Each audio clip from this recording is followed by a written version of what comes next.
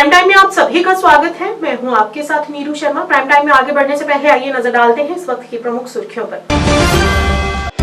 DC Kupwara ने associate district hospital Handwara का किया औचक दौरा और स्वास्थ्य सुविधाओं और सेवाओं की समीक्षा।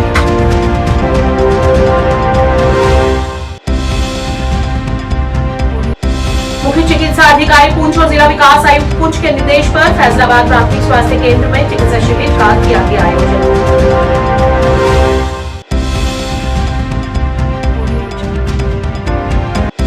भाजपा कार्यालय कचेछौनी जम्मू में एक कार्यक्रम के दौरान अधिवक्ता राजेश गुप्ता को जिलाध्यक्ष बनाया गया।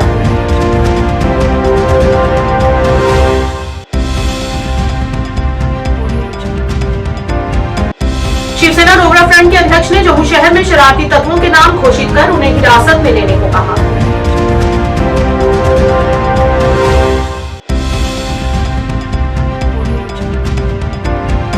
वीरगति को प्राप्त होने वाले संजीवन सिंह की शहादत को याद करते हुए उनके पैतृक गांव डोडा के खलैनी में 75 फीट ऊंचे तिरंगे झंडे की स्थापना की गई।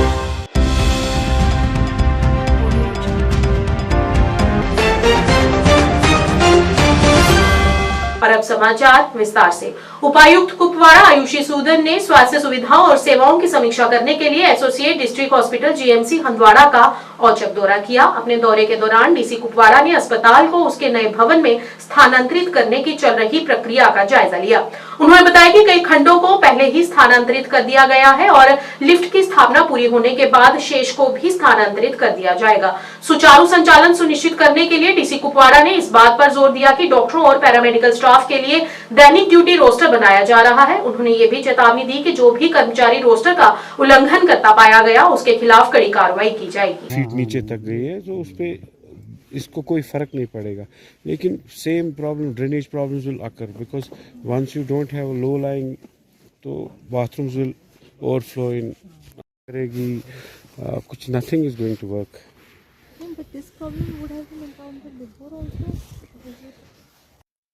देखिए लास्ट टाइम जब हम मिले थे और उसमें एक जो मेजर इम्प्रूवमेंट हुई है वो ये है कि बड़े सारे वार्ड्स ऑलरेडी शिफ्टेड हैं, स्पेशली जो पीडियाट्रिक्स वार्ड है और बाकी भी जो वार्ड्स हैं उसमें प्रिपरेशन ऑनगोइंग है। They are almost ready.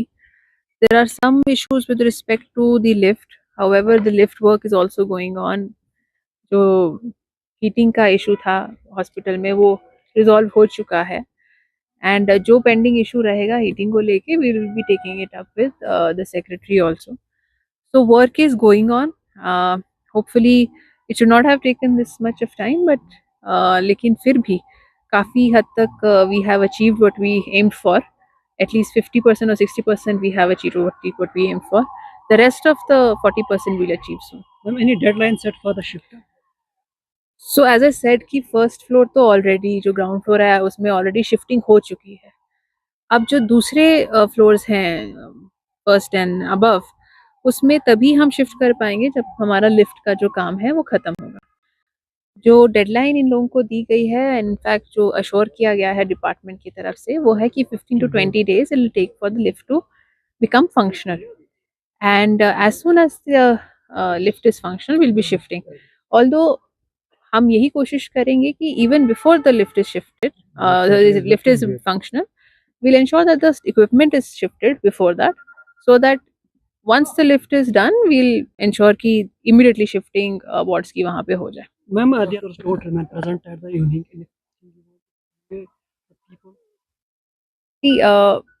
Whatever work is being done, जो भी हो रहा है, principal and the MS, they are senior officers, senior doctors who are themselves monitoring the work which is being done. जो भी काम होगा रोस्टर के हिसाब से होना है। अगर कभी ऐसा लगा कि रोस्टर के हिसाब से somebody is absent and if he is found to be absent then of course we'll be taking action against, but so far dialysis centre यहाँ पे नहीं है, ऊपर बारामूला और आपका जो nearest dialysis centre actually Kupwara में भी है and a lot of Handwara के पेशेंट्स जो हैं वो कुपवाड़ा में ट्रीटमेंट ले रहे हैं। जीएमसी में already there is a proposal, yes they you have installed, but the only problem is that infrastructural issues are there in and we are trying to resolve those only, and that's why the multiple visits to this place, and that's why the team is also working very hard. We're hopeful कि in a couple of months we're able to resolve all these issues. आज जिला विकास आयुक्त पुंछ और मुख्य चिकित्सा अधिकारी पुंछ के निर्देश पर सुरनकोट उपमंडल के दूरदराज क्षेत्र फैजलाबाद प्राथमिक स्वास्थ्य केंद्र में चिकित्सा शिविर का आयोजन किया गया। इस शिविर में मुख्य चिकित्सा अधिकारी के साथ साथ तमाम डॉक्टरों की टीम मौजूद रही। Block medical officer doctor Mohammad Yusuf ने इस मेडिकल कैंप में भाग लिया, जहां दूरदराज के इलाकों से आए मरीजों की मेडिकल जाँच की गई और उन्हें मुफ्त में दवाइयाँ वितरित की गई। जो डिपार्टमेंट पूरा मेडिकल का है उसका शुक्रगुजार हैं, बीएमओ का खासकर कि जिन्होंने ये कैंप लगाया। ये बहुत बड़ी इलाका है ये फैजलाबाद अपर का। यहाँ पर एक ही हॉस्पिटल है जिसमें कि चार पंचायतों पर डिपेंड करता है। और आज जो इन्होंने काम किया है, हमारे जो दूर दराज के लोग थे वो नहीं आ सके क्योंकि टाइम बहुत कम इन्होंने दिया। हमारे को उधर तक खबर पहुँचाने में काफ़ी देरी हुई है, लेकिन होएवर जो भी कुछ इन्होंने किया है बहुत अच्छा है। और हमारा जो यहाँ MBBS स्टाफ यानी कि एक MBBS डॉक्टर की बहुत ज़रूरत है। और हम रिक्वेस्ट करते हैं BMO साहब से कि वो जैसे पहले हफ्ते में एक बार भेजते थे वो अभी भी ऐसे भेजें। बीच में उन्होंने थोड़ा सा बंद कर दिया, लेकिन हम अभी भी उनसे रिक्वेस्ट करते हैं कि जैसे उन्होंने पहले हमारी अर्ज़ सुनी थी और अभी भी वो इस पर गौर करेंगे। सर ये बिल्कुल सही बात आपने बोली है कि ये सबसे बड़ा इलाका है और इसकी आबादी भी बहुत है और हार जीत यहाँ पर ही होती है। और कभी भी किसी भी इलेक्शन में देखोगे जब जिस तरफ फैजलाबाद होगा वही जीतेगा। खैर उसके बाद हम इसलिए बोलते हैं कि हफ्ते में एक बार के सुरनकोट भी हमारा ही इलाका है। मैं परवेज़ अख्तर मनास रिटायर लेक्चरर फैजलाबाद। तो ये आज जो मेडिकल कैंप यहाँ PIC फैजलाबाद में लगाया गया है, ये एक अच्छा स्टेप है BMO सुरनकोट की तरफ से। और जितने भी ये सुरनकोट के डॉक्टर थे वो यहाँ हमने देखे हैं, पेशेंट को चेक कर रहे हैं। तो ये एक अच्छा कदम है पब्लिक की सेवा के लिए। और हम इस कैंप की वसातत से BMO और यहाँ के स्टाफ वालों को भी यही कहेंगे कि आइंदा भी ऐसे कैंप जो हैं ये मुनक़्क़िद करने चाहिए।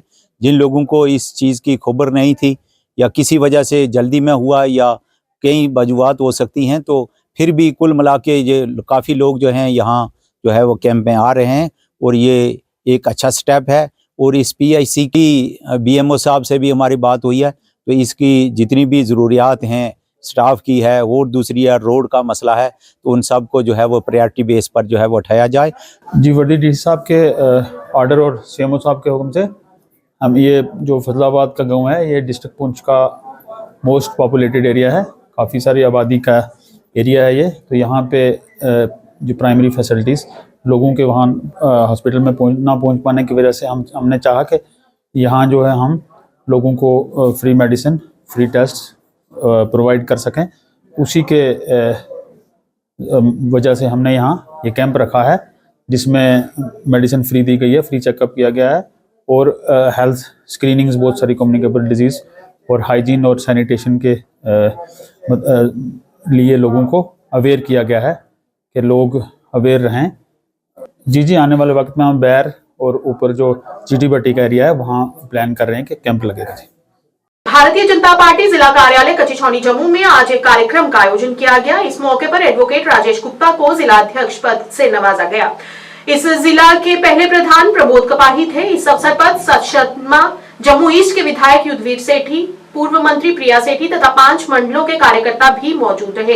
इस दौरान एक हवन यज्ञ का भी आयोजन हुआ, जहां पर आए हुए अतिथियों ने आहुति दी और एडवोकेट राजेश गुप्ता ने प्रभु से आशीर्वाद प्राप्त कर इस पद को ग्रहण किया। माता की गंगा मैया की सर्व तीर्थों की देवी देवताओं की अपने माता पिता की हम पार्वती वंदे हर जय श्री राम जय श्री राम जय श्री राम। तो लाली क्या हाल है?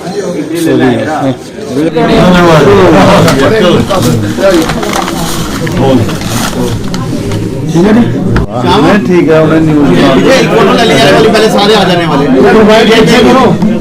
भारत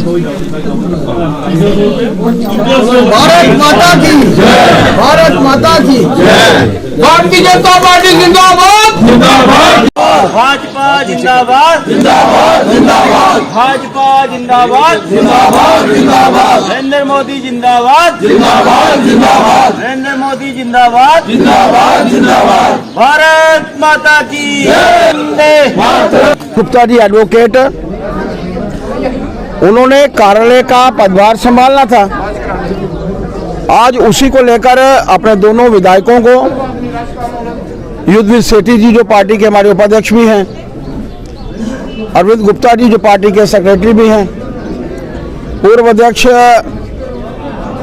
प्रमोद कपाई जी के साथ हमारी कार्यालय मंत्री प्रिया सेठी जी के साथ, पूर्व मेयर राजेंद्र शर्मा जी के साथ सैकड़ों की संख्या में भारतीय जनता पार्टी के हमारे सीनियर लीडर्स, हमारे जिला के पदाधिकारी, मंडलों के अध्यक्ष, पूर्व मंडलों के अध्यक्ष और मातृशक्ति के साथ मिलकर हमने सुबह यहाँ पर एक हवन किया था। माता से आशीर्वाद लेकर आज उन्होंने अपना पदभार जो है वो संभाला है। बहुत अच्छा ये लगा कि दोनों विधायकों के साथ मुझे टीम के साथ भारतीय जनता पार्टी के हमारे ध्वज को ध्वजारोहण करने का मौका भी मिला है। Bharatiya Janata party with difference की जब हम लोग बात करते हैं, हम लोगों के लिए देश का हित सबसे पहले है, मेरी पार्टी का हित उसके बाद में है और मेरा स्वयं हित जो है वो बिल्कुल अंत में है। सबका साथ, सबका विकास, सबका विश्वास और सबका प्रयास, इन्हीं मूल मंत्रों को लेकर भारतीय जनता पार्टी काम कर रही है। इसी से प्रेरणा लेकर राजेश जी भी जो है वो काम करेंगे। अपने जिला को संगठित रखना, कार्यकर्ताओं के बीच में मतभेद हो सकते हैं लेकिन मनभेद ना हो और मतभेदों को भी जल्द से सुलझा लिया जाए। मेरा मानना है कि जिलाध्यक्ष जी इस तरफ मिलकर काम करेंगे। इस जिला में दो हमारी कॉन्स्टिट्यूएंसी हैं, दोनों हमने जीती हुई हैं, दोनों विधायक हैं, युद्धवीर जी, अरविंद जी, उनका सपोर्ट जो है पूरी जिलाध्यक्ष जी को मिलती रहेगी। मेरा एक ऐसा मानना है, पार्टी के सभी कार्यकर्ताओं को एक साथ लेकर चलना और सबको जोड़े रखना जिलाध्यक्ष जी की प्राथमिकता है। जिला आगे बढ़ेगा। हमने हर बार दोनों कॉन्स्टिट्यूएंसी जीती है। शिवसेना डोगरा फ्रंट द्वारा जम्मू के रानी पार्क क्षेत्र में एक विरोध प्रदर्शन किया गया, जिसमें डोगरा फ्रंट के अध्यक्ष अशोक गुप्ता ने शहर में गैंग वॉर कराने वाले लोगों पर पुलिस से कार्रवाई करने को कहा और कहा कि शहर भर में जितने भी इस तरह के शरारती तत्व हैं, उनके नाम घोषित कर उन्हें हिरासत में लिया जाए। तत्वों को अंदर करो, मिलिटेंट शरारती तत्वों का जोड़ नहीं करो, शरारती तत्वों को अंदर करो, शरारती तत्वों को अंदर करो। जो लगातार शहर के अंदर फायरिंग हो रही है, अरे उनको नाम घोषित करो, कौन कौन सा एलिमेंट शरारती है। एक गठजोड़ मिलिटेंटों के साथ चल रहा है, दोनों मिल करके मिलिटेंसी को ज़्यादा बढ़ावा देने का प्रयास कर रहे हैं।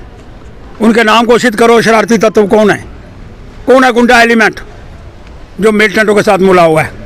मूसा वाले का कातिल मिलिटेंट यहाँ के लोगों के साथ गठजोड़ करके पाकिस्तान के साथ काम करने का प्रयास कर रहा है।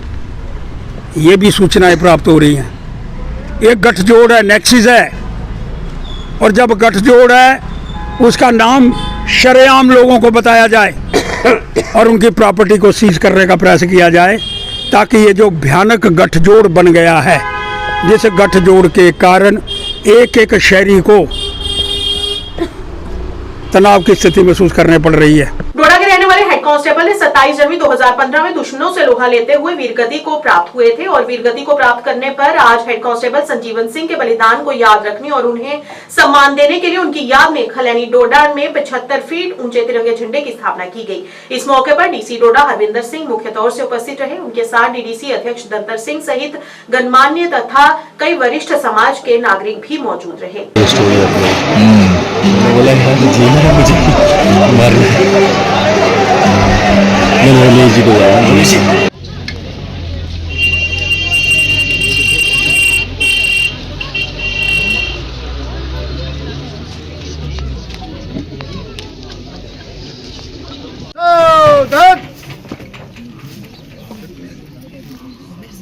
जन गण मन अधिनायक जय भारत भाग्य। सबसे पहले तो मैं आए हुए सभी मीडिया बंधु जो कल आपको एक मैसेज पे आप सभी यहाँ पे आए हैं, सबसे पहले तो मैं सभी मीडिया बंधुओं का बहुत बहुत धन्यवाद करता हूँ जो आज के इस इवेंट को आप यहाँ पे कैप्चर करने यहाँ पे पहुँचे हुए दुर्गानगर गांव खैनी के दुर्गानगर गांव में।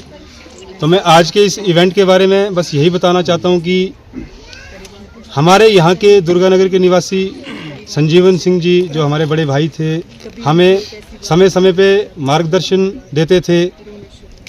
उसके बाद वो जब फौज में गए तो 27 जनवरी 2015 की वो काली रात हम कभी नहीं भूलेंगे, जिस दिन वो कश्मीर के एक त्राल गांव में एक इनकाउंटर में जो है उनकी शहादत हो गई और उनके साथ कर्नल MN रॉय जो भी वो भी बड़े यंग एज के थे, उनकी भी शहादत वहाँ पे हुई। तो 27 जनवरी 2015 की वो काली रात हम सब के लिए बड़ी ही दर्दनाक है, लेकिन उसी के साथ साथ मैं बताऊं कि हर एक व्यक्ति जो भी इस दुनिया में आता है, हर एक व्यक्ति जब दुनिया में आता है तो उसके बाद उसको मरना तो है, लेकिन ये हम सब के लिए बड़ी प्राउड मोमेंट है, हम सब के लिए बड़े गर्व की बात है कि उन्होंने अपने कार्यकाल में जब वो वहाँ पे थे तो उन्होंने अपने कार्यकाल में बहुत सारे ऐसे इनकाउंटर किए हैं, बड़ी सारी ऐसी उन्होंने जो है वीर गाथाएं वो हम सबको पता चली जब उनको शौर्य चक्र अवार्ड जो है राष्ट्रपति से मिला। उसके बाद उनकी जानकारी लगी कि वो वहाँ पे कितने एक्टिव थे, कितने काम वहाँ पे उन्होंने किए हैं। तो जब 27 जनवरी 2015 को उनकी शहादत हुई तो उसके बाद मैंने यहाँ पे बड़ा सारा एक चेंज देखा कि हमारे गांव में जितने भी लड़के थे उनमें एकदम से वो चीज़ ना माइंड में आ गई। और उसके बाद मैंने पहले भी बताया अपने यहाँ पे ड्यूरिंग प्रोग्राम भी बताया कि उसके बाद 7 से 8 लड़कों ने जो है आर्मी में और ज्वाइन किया, एक प्रेरणा मिली। तो उसके चलते हम हर साल 27 जनवरी को कार्यक्रम तो करते थे, लेकिन हम कभी छत पे करते थे, कभी टावर पे झंडा चढ़ाते थे। पिछले 2 साल पहले हमने जो ये यूथ आप देख रहे हैं साथ में, हमने मिलके जो है एक दिन मीटिंग की, चर्चा की कि हमें कुछ ऐसा करना चाहिए जिसमें हम परमानेंटली इसका कोई उनकी याद में, उनकी मेमोरी में कोई परमानेंटली फ्लैग होस्टिंग का कार्यक्रम करें। जब हमें चर्चा हुई इसके बाद हमारी जो आगे जिनके साथ हमने बात करनी थी बात की, तो हमने देखा कि बड़ा सारा इसमें खर्चा लगता है, बड़ी सारी जो है एक्सपेंसेस हैं इसमें। फिर हमने सोचा नहीं, करना है तो करना है, लगे रहे। बेशक टाइम लगा, 1.5-2 साल से ऊपर हमें टाइम लगा, लेकिन फाइनली आज वो दिन आया जिसमें आज हमारा फ्लैग होस्टिंग का जो है 75 फीट का ये तिरंगा जो आप देख रहे हैं, हम सब के लिए बड़े प्राउड की बात है। और आज इसमें हमारे डीसी साहब हरविंदर सिंह जी, उसके बाद DDC chairman धरंतर Singh ji, army से मेजर और भी बड़े सारे वीआईपीज जो यहाँ पे आज के इस ओकेजन को हमारे बीच में आए थे और उनने इसका इनागुरेशन भी किया और उसके बाद इसका उद्घाटन भी किया। हम सब के लिए, पूरे गांव के लिए, पूरे खलैनी निवासियों के लिए, पूरा दुर्गानगर निवासियों के लिए ये एक प्राउड मोमेंट भी है। शहर खास traders and manufacturers coordination committee के अध्यक्ष इम्तियाज अहमद ने श्रीनगर में पत्रकार वार्ता आयोजित की। इस दौरान उन्होंने संवाददाता सम्मेलन को भी संबोधित किया। अपने संबोधन में उन्होंने कहा कि एनपी खाता धारकों को छूट दी जानी चाहिए ताकि वे बैंकों के साथ समझौता कर सके। हो रही है। मुझे कई सारे फ़ोन आए पिछले कई दिनों से। जम्मू कश्मीर बैंक के द्वारा एक OTS स्कीम रिसेंटली आई जो 1 रुपये से लेके 5 करोड़ तक उन्होंने लाई हैं, लेकिन जिसमें बहुत सारे राइडर थे और इस राइडर की वजह से खुद जम्मू कश्मीर बैंक के जो मुलाजिमीन थे वो ये बोल रहे थे कि इस स्कीम को फ़ायदा सिर्फ़ और सिर्फ जम्मू कश्मीर बैंक को ही है, इसमें बारोवर्स को कोई भी फ़ायदा नहीं है। तो रिसेंटली उसके बाद हमने कई मरतबा कोशिश की। इसमें एक राइडर था जो सूट फाइल राइडर था, जो कोर्ट केस वगैरह जो होते थे वो राइडर था, उसको परसों हटा दिया गया है और हमें खुशी हुई, चलो एक चीज़ तो हो गई, इन्होंने हटा दिया। लेकिन बदकिस्मती से एक बात जो उसमें अहम है वो ये है कि अनअप्लाइड इंटरेस्ट पे 30% ये लोग मांग रहे हैं।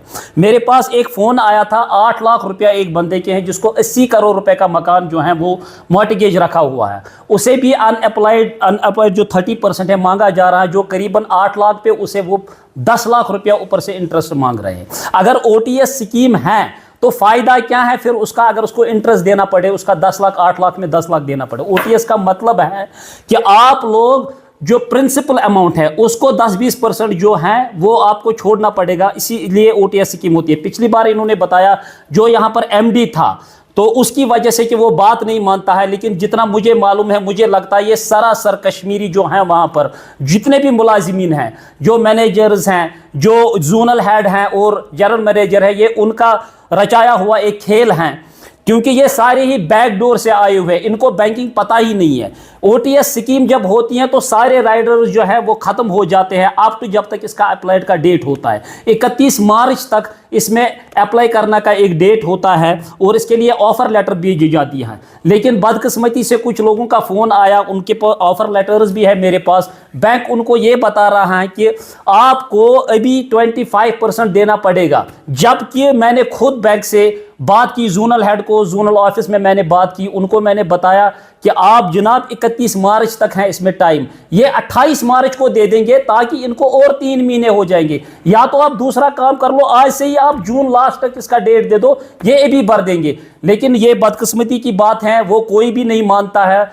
और मुझे ये यकीन है, मैं बड़े ही यकीन के साथ कहता हूं, जो हमारे नए एमडी साहब हैं वो बहुत ही अच्छे हैं। उन्होंने खुद ये बताया है कि मैं यहाँ पर मरहम करने आया हूँ, जालिमाना हरकत करने नहीं आया हूँ। लेकिन जालिम हमारे अपने हैं, इनको बैंक के बारे में कोई भी पता नहीं है। वो खुद अगर उनको बोलते हैं कोर्ट, ना वो कोर्ट मानते हैं, ना वो जो हमारी फाइनेंस मिनिस्टर हैं उसका कुछ मानते हैं, बस गुंडागर्दी है। उनका रिकवरी टीम जो है, रिकवरी टीम जो उनका है वो बिल्कुल घर घर जाते हैं और वो गुंडे हैं। जम्मू और कश्मीर हाजर उम्रा कंपनी एसोसिएशन ने मदीना में धोखाधड़ी करने वाले होटल बुकिंग एजेंटों की बढ़ती चिंताओं को दूर करने के लिए सऊदी अरब के हज मंत्रालय से तत्काल अपील की है। पिछले 2 वर्षों से संघ मदीना में धोखाधड़ी करने वाले होटल बुकिंग एजेंटों के बढ़ते मुद्दों से जूझ रहा है। ये बेईमान एजेंट कम श्रेणी में होटलों को पहले से ही खरीद लेते हैं, लेकिन अंतिम समय में आरक्षण देने से मना कर देते हैं, जिसमें तीर्थयात्रियों के पास वैकल्पिक आवास के लिए अत्यधिक कीमत चुकाने के अलावा कोई विकल्प नहीं रह जाता है। इस परेशान करने वाली प्रवृत्ति के कारण सदस्यों पर काफी वित्तीय बोझ पड़ता है, इसलिए इस स्थिति से निपटने के लिए तत्काल कार्रवाई की मांग की गई। हम जम्मू कश्मीर एसोसिएशन ऑफ हज एंड उम्रा कंपनी के वसातत से आज आपके सामने आए हैं। तो हम कुछ ऐसी बातें आप लोगों के साथ शेयर करना चाहते हैं, अपने कौम के साथ शेयर करना चाहते हैं। कुछ मुश्किलात हमारे पास हैं, कुछ आगे फ्यूचर के कुछ प्लान्स हैं, जो रमज़ान आने वाला है और हज जो आने वाला है उसके बारे में आपके साथ कुछ बातें शेयर करनी थी।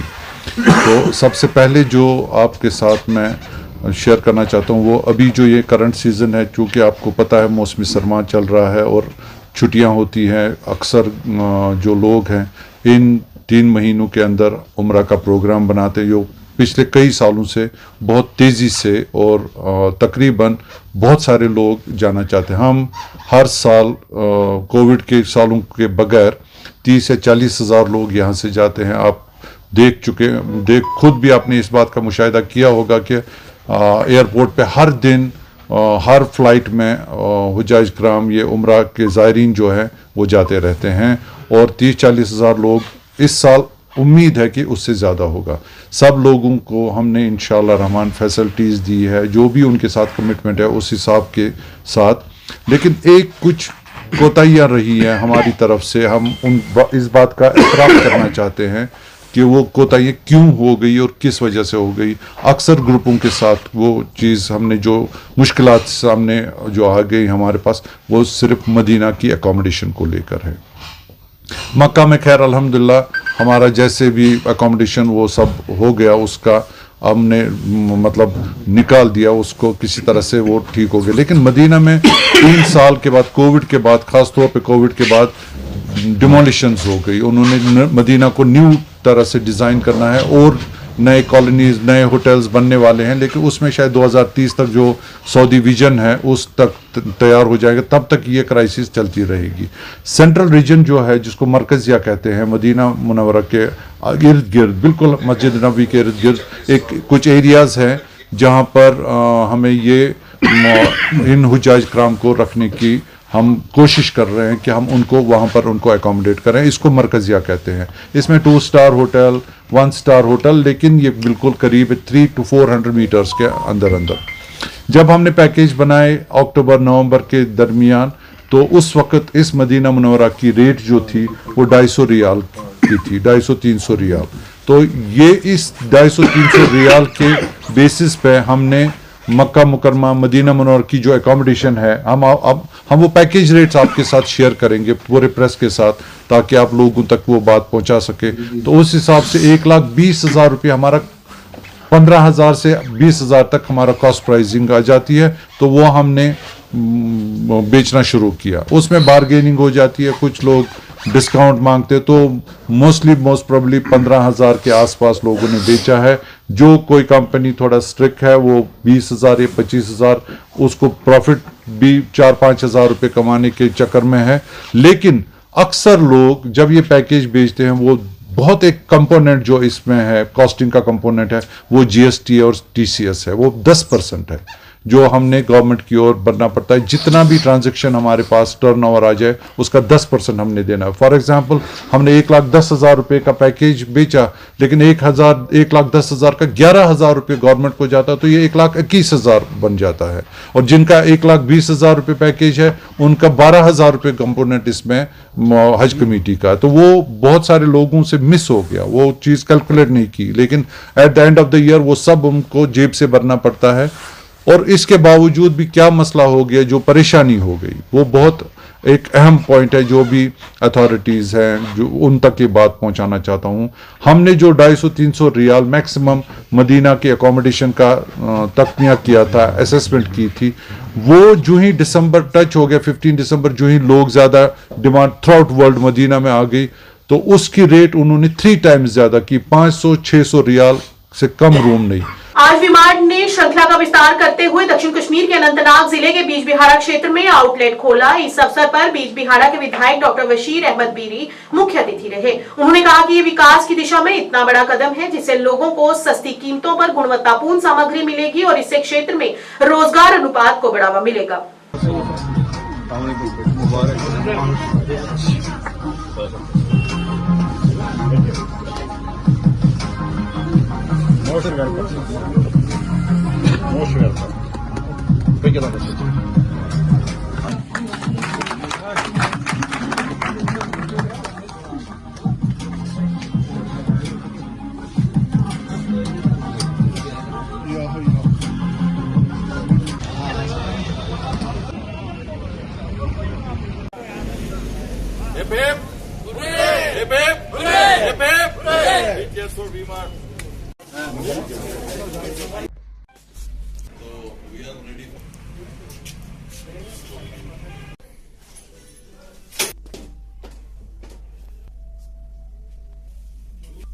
ये बहुत अच्छी बात है। मैं चाह रहा हूँ कि ऐसी एक्टिविटीज हमारे टाउन बीजबिहारा में शुरू हो जाएं। ये खुशाइन बात है, ताकि हमारे जो अनएम्प्लॉयमेंट प्रॉब्लम यहाँ पे है, लोकल जो यूथ हमारा है वो काम जानते हैं, स्किल है वो, लेकिन उनको रोजगार नहीं। तो ऐसे शॉपिंग कम्प्लेक्स या ऐसी एक्टिविटीज से हमारे वो चीजें एड्रेस हो जाएंगी और एक कॉम्पिटिटिव माहौल पैदा हो जाएगा मार्केट में, जिससे लोगों को भी फायदा होगा। मैं बैसेटी चीफ स्पोक्स पर्सन और traders and manufacturers association district Anantnag Haji Ashuq Hussain Bhat मुबारकबाद पेश करता हूं कि आज बैसेटी ट्रेडर, जो मसला आज लोगों के पास था कि पैसा था लोगों के पास, लेकिन उनको कोई भी सेक्टर हो माल नहीं मिलता था क्वालिटी का, लेकिन ये जो नया सिस्टम चले हैं, ऐसे जो मार्ट पड़ रहे हैं, इससे लोगों का ये फायदा आज आ रहा है कि एक तो अनएम्प्लॉयमेंट जो है उसमें भी लोगों को मुलाजमतें मिल रही हैं, बच्चों को, हमारे को। दूसरा, लोगों को एक ही छत के नीचे हर कोई क्वालिटी का माल मिलता है, चाहे मेल हो, हर कोई क्वालिटी का माल पड़ रहा है। ये हमारी तमीर के लिए एक बहुत बड़ा एक अहम कदम है। मैं खासकर जो भी यहाँ इंचार्ज है इस मार्ट के, उनको मुबारकबाद पेश करता हूँ। बीजबिहारा में मतलब first time we are giving a family store, complete family store, जिसमें आप मेंस वुमेन्स किड्स का कंप्लीट गारमेंट्स आप अंडर वन रूफ ले सकते हैं। और FMCG और होम मार्ट की भी काफ़ी रेंज है, और with the very pocket friendly pricings हैं हमारे। तो बीजबिहारा के लोगों के लिए बहुत ही एक अच्छा डेस्टिनेशन है, जहाँ पे वो अपनी शॉपिंग का लुत्फ उठा सकते हैं। इनॉग्रल ऑफर अभी चलेंगे, जिसमें हमारा पूरा विंटर वेयर बाय 1 गेट 1 में है, और अपना डफल बैग फ्री गिफ्ट भी दे रहे हैं लोगों को उनकी शॉपिंग पे। बताया था तो दैट इज डेफिनेटली करेक्ट। तो यही हमारा मतलब है और जहाँ तक बात है मतलब पूरे एरिया के लिए, तो ये पहली बार एरिया में ऐसा स्टोर है जिसमें इतने कॉस्ट फ्रेंडली हमने यहाँ पे सारे प्रोडक्ट्स रखे हैं और कंप्लीट फैशन स्टोर है। इसमें बिजबिहाड़ा नहीं आएगा, इसमें पूरा कनेक्टिंग एरिया है, जहाँ से अगर यहाँ से यारीपुरा देखेंगे, यहाँ से संगम का एरिया देखेंगे, ऊपर से थोड़ा लितर पुलवामा भी आता है, तो वो कनेक्टिंग एरिया है। जितने भी मतलब लोग कस्टमर्स शॉपिंग के लिए जिनको अनंतनाग जाना पड़ता था, तो उनके लिए एक बेस्ट स्पॉट यहाँ पे बना दिया हमने वी मार्ट, जो कि यहाँ पे हमेशा मतलब ऑफर्स भी चलते रहते हैं। और अभी जो कॉस्ट फ्रेंडली है वो मैं फिर से रिपीट कर रहा हूँ, तो कॉस्ट फ्रेंडली स्टोर ही है ये। बिल्कुल मतलब लोअर मिडिल क्लास टारगेट होते हैं, मिडिल क्लास भी मतलब आ सकते हैं, शॉपिंग कर सकते हैं। तो एम यही रहेगी कि मतलब अभी तो रेस्पॉन्स काफ़ी अच्छा है, तो आगे भी ऐसा ही रेस्पॉन्स मिलेगा। त्रिकुटा नगर में नहर की खस्ता हालत को लेकर आम जनता के साथ साथ नहर के किनारे स्थित दुकानों के मालिक और दुकानदार भी परेशान हैं। दुकानदारों ने कहा कि इस नहर में आसपास के लोग अपने घरों का कूड़ा कचरा और मंदिरों का वेस्ट इसी में डालते हैं, जिसके कारण ये नहर एक गंदे नाले में तब्दील हो गई है। स्थानीय लोगों ने बताया कि किसी समय ये नहर इतनी साफ सुथरी थी कि इस नहर का पानी पीने के उपयोग में लाया जाता था, लेकिन आज इसकी दयनीय स्थिति को देखकर इस पर तरस आ रहा है। इस मौके पर स्थानीय लोगों और पूर्व पार्षद ने विभाग से अपील करते हुए इसकी खस्ता हालत को सुधारने की गुहार लगाई।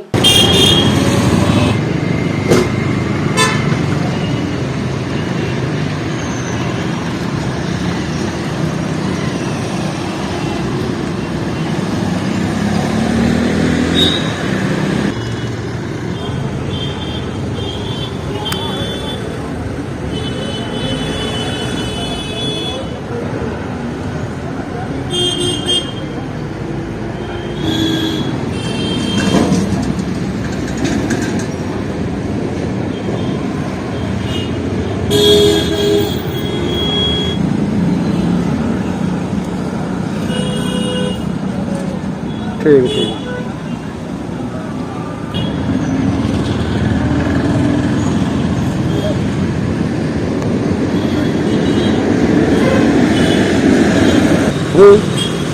नहर की इस वक्त स्थिति ऐसी है कि यहाँ पर बहुत ज़्यादा गंदगी है।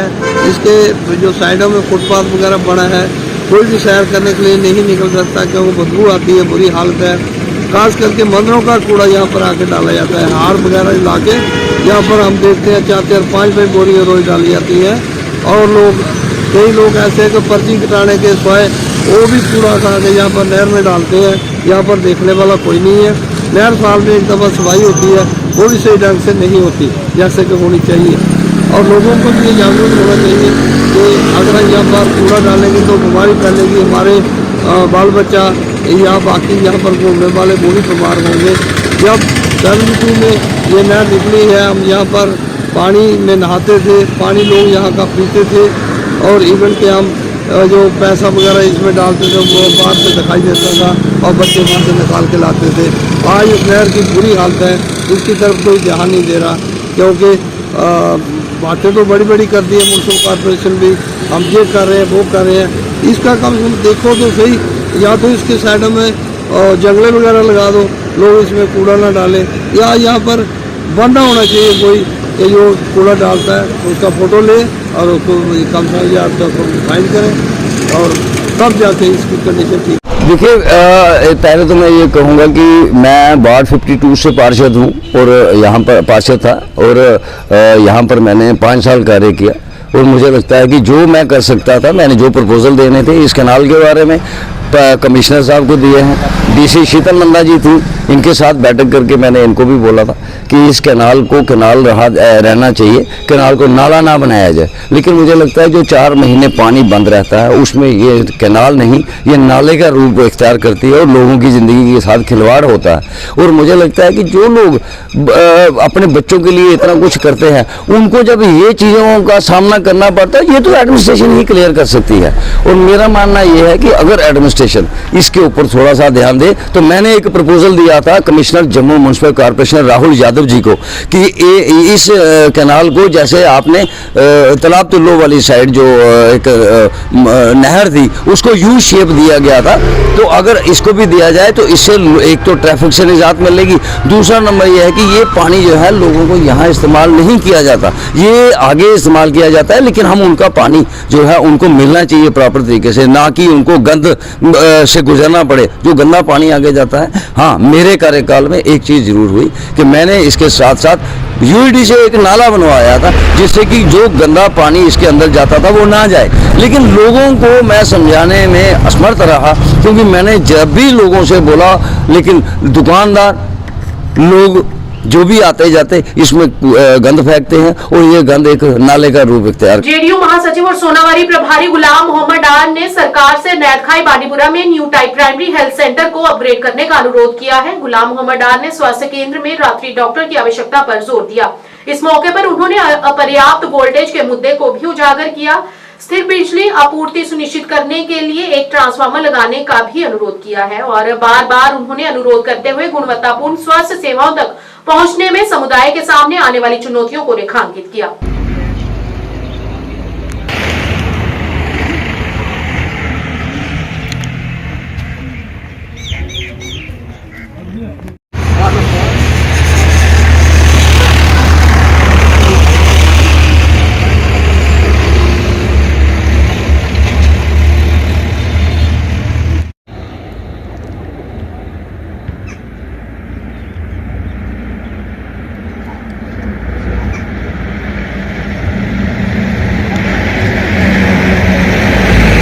अस्सलाम वालेकुम, मेरा नाम शुक्र GM डार, रोजनास नाइट के JDU party general secretary district Bandipora और इंचार्ज सोनावारी। यह मेन नाइट के हॉस्पिटल बह वोस वनकस प्रेजेंट मे कर डॉक्टर साहब से कत ये प्रॉब्लम खासकर लाइट हज अम खुद गो ट्रांसफार्मर जल्द से जल्द जरूर वात लाइट अरेंजमेंट गन और ये मशीन तम खुद गवर्नमेंट अपील कर फौरी तौर आल हकमन ये कर जल्द से जल्द। तो दोम त्रेम मसल यह गोस अपग्रेड जरूरी गन जल्द से जल्द क्या ये बे अंदाज गाँव ये बोन पे बड़पुर पे गुंजागिर पे मरकुंडल पुशवर यह बे अंदाज सन मोज बिन कूर यह सड़ा तंग इसलिए गि फौरी तौर ये अपग्रेड हॉस्पिटल गन और बे मेन मसला यह नेट सह टोटल कहें ये गोस रोज नेट त अगर अकुई नफर तो रोज डॉक्टर अकुई डॉक्टर सब ते रोजे सह रोज बेहतरीन बेहतर ये सोनावारी खतर क्या मोज बेन कोर कह गरीब बोय ये रोप सास वक्त पे कहें सह मजबूर गसान चीर श्रीनगर वादन खतर संभल वादन खतर यह गुजारिश सन जल्द से जल्द तुम अम कदम करो अपग्रेड हॉस्पिटल बे थो नेट ये बे ट्रांसफर लाइट कम तुम कर ट्रांसफर जल्द से जल्द अवेलेबल और ये मशीन तमिस जरूरी जरूरत ये जल्द से जल्द कदम यह कत मेन यह वन आल हुकूमत वनकस वातान यह खबर गई जल्द से जल्द वात बाकी ज्यादा वन कि बाकी केंद्र शासित प्रदेश जम्मू और कश्मीर के अंतर्गत सड़क और भवन प्रभाग हंदवाड़ा पंडित समुदाय के कर्मचारियों के लिए आधुनिक आवास उपलब्ध कराने के लिए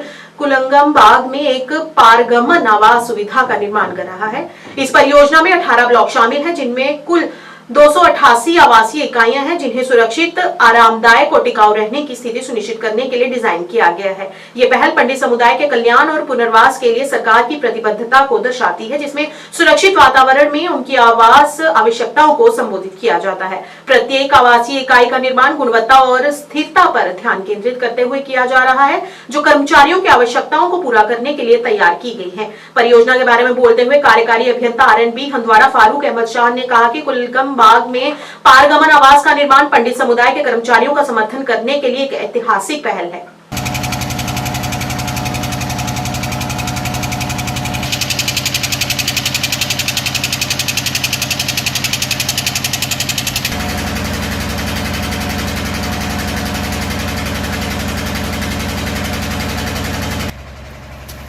ये लाइक फेसबुक में खाओ फेसबुक पर ना चैनल जो ठीक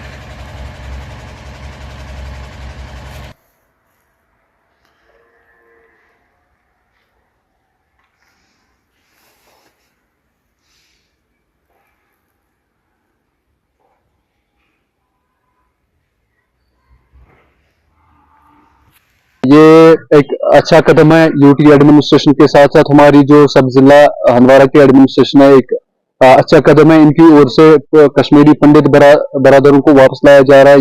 यहाँ पे ऑलरेडी कश्मीरी पंडित एम्प्लॉई है, डिफरेंट डिपार्टमेंटों में यहाँ पे काम कर रहे हैं हमारे सब डिवीजन हंदवाड़ा में, उनके लिए अगर परमानेंट अकोमोडेशन बन रही है, एक अच्छा वेलकम स्टेप है। तो हमारी रिक्वेस्ट रहेगी जो भी एग्जीक्यूटिंग एजेंसी है उसमें हमारी ये रिक्वेस्ट रहेगी ज्यादा से जल्द वो जो ट्रांजिट अकोमोडेशन है उसकी जो कंस्ट्रक्शन है वो कंप्लीट की जाए। ये वेलकम स्टेप है। अगर ऑलरेडी यहाँ पे जो एम्प्लॉइज है उनके लिए ये जो ट्रांजिट अकोमोडेशन बनाई जा रही है अच्छा स्टेप है, वेलकम स्टेप है। और अब ये जो यहाँ से लोग डिसलोकेट हुए थे, ये जो कश्मीरी पंडित से यहाँ से डिसलोकेट हुए थे 90s में, तो गवर्नमेंट को चाहिए कि एक ऐसा लाही अमल तरतीब दे।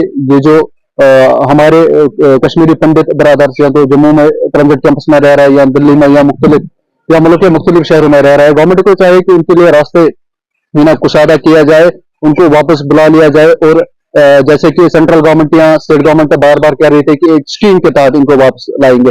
हमारा जो ट्रांजिट अकोमोडेशन का प्रोजेक्ट चल रहा है वो हमारे जितने भी माइग्रेंट हमारे एम्प्लॉइज हैं उनको हाउस करने के लिए जो गवर्नमेंट ने स्टेप लिए हैं, transit accommodation different spot different जगहों पे कश्मीर में बन रहे हैं। तो उनमें हमारा जो ट्रांजिट अकोमोडेशन है वो कुलंगाम बाग में बन रहा है। हमारे प्रोजेक्ट में 18 बिल्डिंग्स हमने बनानी है जिनमें 16 क्वार्टर्स ईच बिल्डिंग में, तो टोटल में 288 क्वार्टर्स हमारे बन रहे हैं। आज की डेट तक जो प्रोग्रेस हमारी है वो 15 ब्लॉक्स हमने जो है कंप्लीट किए हैं। ऑलमोस्ट ऑल वर्क्स उसके कंप्लीट हो चुके हैं और वो रेडी टू हाउस है। तो उनमें जो है फिनिशिंग जो आइटम्स हमने जो है जैसे एक्सेसरीज वगैरह लगवानी है तो वो सीधे लगवाएंगे हम, क्योंकि वहाँ कुछ जो हमारे जो है वहाँ पे थेफ्ट हो गई थी कुछ लास्ट टाइम पे, तो इस वजह से हमने उनको एक्सेसरीज को नहीं लगाया है। तो हमारे 15 ब्लॉक्स जो है वो 192 ब्लॉक्स जो हमारे 192 फ्लैट्स हैं वो कंप्लीट साथ साथ में चलता रहेगा, क्योंकि वो जो हमारे जो है इलेक्ट्रिसिटी और पीएचई और बाकी जो चीजें थी वो हमारे एडिशनल इसमें एडिशनल डीपीआर में गए थे वो आइटम्स, तो अभी उनका हमें गो थ्रू मिला है। तो उसमें हमारे जो टेंडरिंग प्रोसेस हो गया है कंप्लीट और अलॉटमेंट भी हो गई है, तो वो हमारा बाय जून हम इंशाल्लाह प्रपोज कर रहे हैं, बाय जून वो उनका कंप्लीशन। प्राइम टाइम के आज के इस अंक में इतना ही। नया अंक लेकर फिर हाजिर होंगे, तब तक के लिए दीजिए इजाजत। नमस्कार।